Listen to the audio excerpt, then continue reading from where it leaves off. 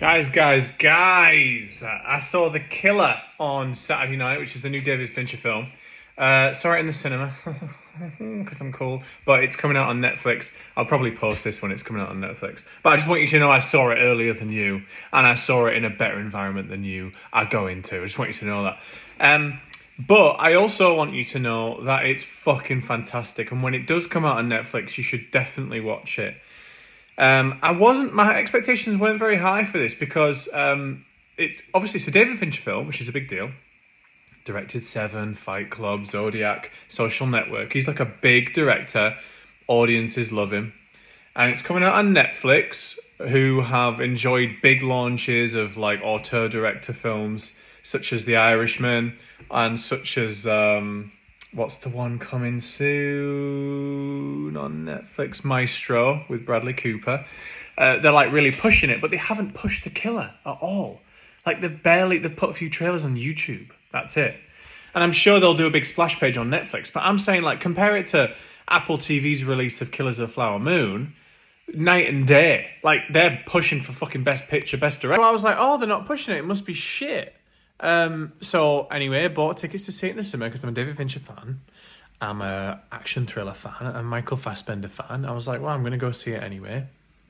There wasn't much buzz coming out of the festivals. Anyway, it's really good.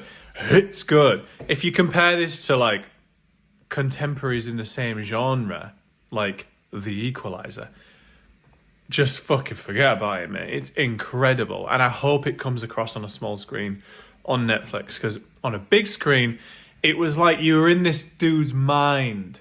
Like this hitman is just talking at you on voiceover for essentially 2 hours, and you're just kind of watching him methodically go through the paces. I'm not going to spoil anything, by the way, but it's quite hypnotic. It's darkly funny at times.